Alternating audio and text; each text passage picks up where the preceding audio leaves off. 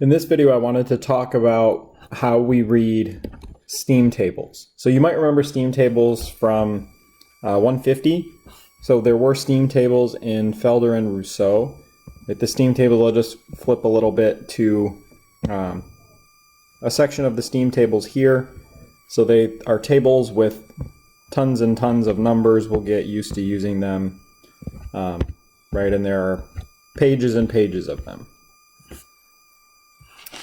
What they are, they're numerical tables of a material's thermodynamic properties. So the steam ones, or what we call the steam tables, are for water, but there are lots more too. I believe in our book we have 7 different materials like nitrogen and carbon dioxide and methane and a few refrigerants. So we can have tables of properties. It doesn't just have to be water, but when it is water, that's when we call it the steam tables. So maybe I should have named this lecture or named this page of notes something else. So we can ask, right, this is, the steam tables are a tool. We can ask what types of questions can these answer. So these can answer the phase of, or I should say rather the state of a material. Right, and that means like solid, liquid, gas. The ones that we have, we're primarily interested in liquids and gases. We're not going to talk really at all this semester about solids. So we'll talk about liquids and gases, and that's the data that we actually have in our book. It could also answer questions about boiling point.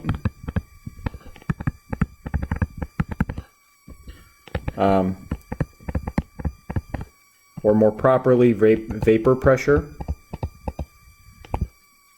Again, we'll talk more about how we do all of these things, but just to give kind of a broad outline of what it looks like.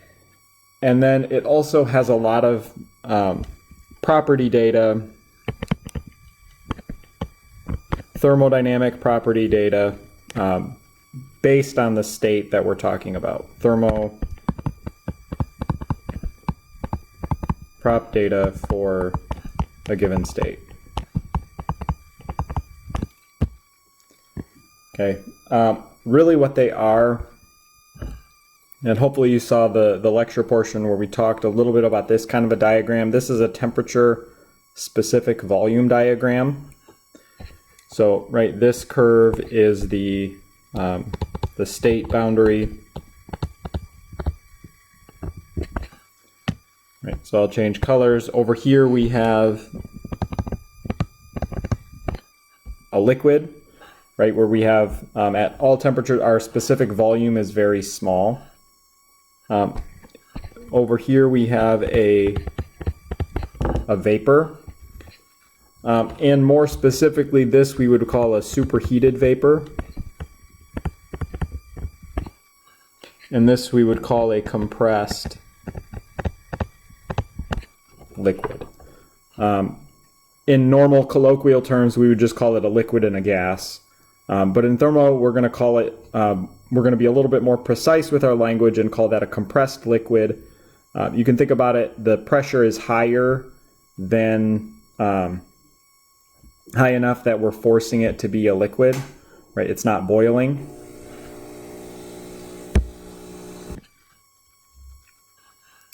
And then similarly over here, the superheated vapor, there the pressure is low enough or the temperature is high enough that we're in the gas phase. And we're superheated. That means we have more heat than we need.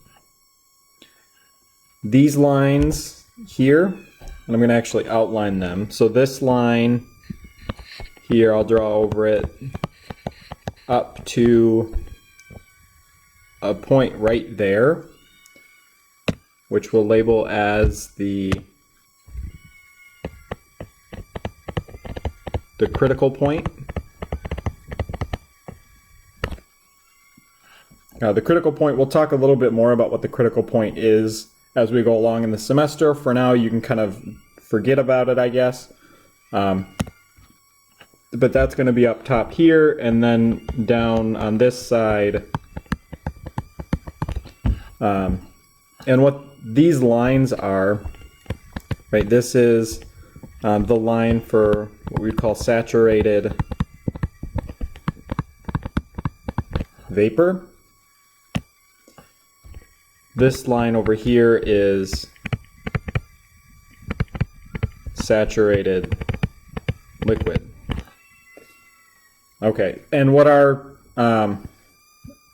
sorry, a little bit of a diversion here, but what we're talking about is the steam table. So let's see how this kind of a phase diagram corresponds to the types of things that we find in our steam tables. So we have right this line here, which is our saturated liquid line. If we go to our steam tables, right, we were looking at a graph of temperature. So this is table B.1. This is the table for saturated water. We were looking here at temperature, and we were looking at specific volume. And you'll notice specific volume, we actually have 3 different columns. We're going to have other stuff. There's going to be this guy, internal energy. And if we go to the next page, again, we're in the same table. Now we have the same temperatures and pressures, but we have enthalpy and entropy. Don't worry about any of those yet. We'll just stick to this column. So we'll worry about those later. We'll just worry about temperature, pressure, specific volume. But we have a couple different columns. So let's say, just for instance, we'll get red so that we can see it. So let's say we're, maybe right here at 100 degrees C, a nice temperature that we all know and love. Okay, so we could go down and we could find, yep, there's 100 degrees C. Now if we go over this column here, and let me do a little bit better job. So this column here, the saturated liquid column, corresponds exactly to what I have drawn here as the green line. So if we wanted to know what the specific volume of water is at 100 degrees C of saturated liquid, we could go exactly there, and we would find that the right at T equals 100 degrees C, what we're going to call VF equals, and now I forgot my number, 001044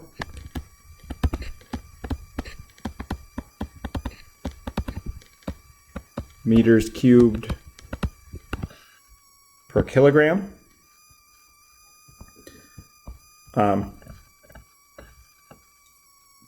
Right, and this is for saturated liquid. And a saturated liquid, this is, right, another way to say that would be water which is at its boiling point. Okay, we can go back and we can find now, I'll do it in red. So our red line corresponds exactly to this column, right? And we could go and find that value there, 1.67290.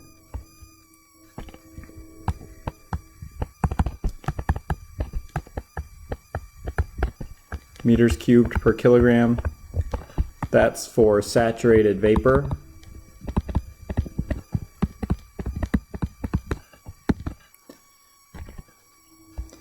That would be corresponding, right? It's still at the same temperature, but that's on this line.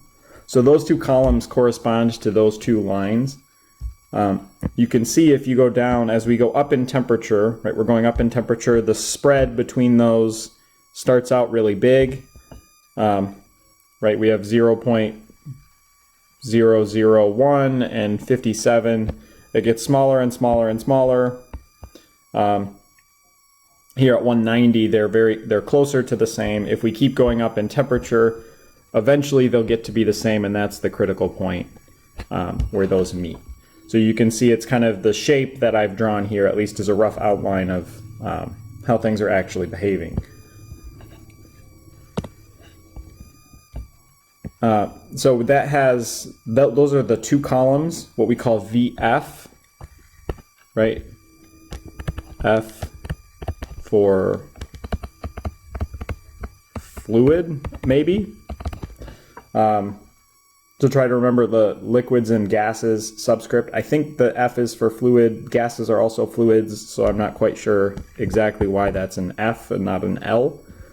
But G is for gas. So to help you remember what the subscripts are, right, we have this VF and VG. Those are for fluid or liquid and gas. And those are the subscripts that our book uses. We also have this difference here, which is VFG, which we'll talk about. That's what this center column is, right? So if we wanted to know the difference between the specific volume of gas or the specific volume of liquid, that's going to be this center column. You can think of it like if we took a gas and boiled it completely, that would tell us kind of the volume change, right? That's the difference in the volume between the liquid and the gas. So that's the first set of tables. That's usually the best place to start. There are actually two tables that map out these lines or the phase boundaries. So table B.1.1 gives normal looking temperatures and then maps out with VF and VG, maps out those two lines. If we go a little bit further in the appendix, you see,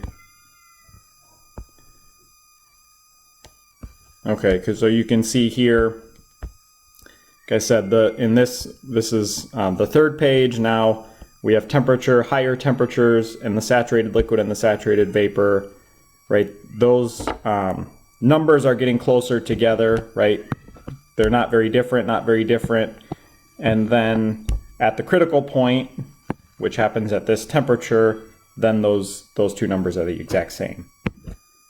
Okay, if we continue down a little bit, we get to, okay, so here's our next table, B.1.2. So you can see this actually has the same data as B.1.1. Now we just have normal looking pressures and not normal looking temperatures. So if you have pressure data, that's an easier table to look at. It's all the same data. And then we get to a new table, which is superheated water vapor. And this has data which looks a little bit different. So this has at a given pressure and say temperature, you could find what the specific volume is. And if you had a different pressure, so here's 50 kilopascals, a different pressure, the pressure goes up, now we have a different specific volume. So this would be 50 and 200, this would be the specific volume, 10 and 200, that would be the specific volume. So it has those tables for superheated water vapor. And continue, and then eventually we'll get to somewhere here, we'll get to compressed liquid water. And these read the same as the superheated one, where you have, say, a pressure and some temperature, and that would be the specific volume. We'll scroll back. So those, the first two tables,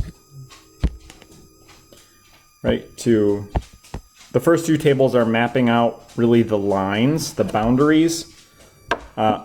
This would be table B.1.3 is mapping out this superheated vapor space, and table B.1.4 is mapping out the compressed liquid water space. So with all of those combined, then we have a map of this entire phase diagram with thermodynamic properties. So hopefully that helps you, as we're going to be reading from these steam tables a lot. Hopefully this helps you get a picture of what we're reading and how to find different things on the steam tables.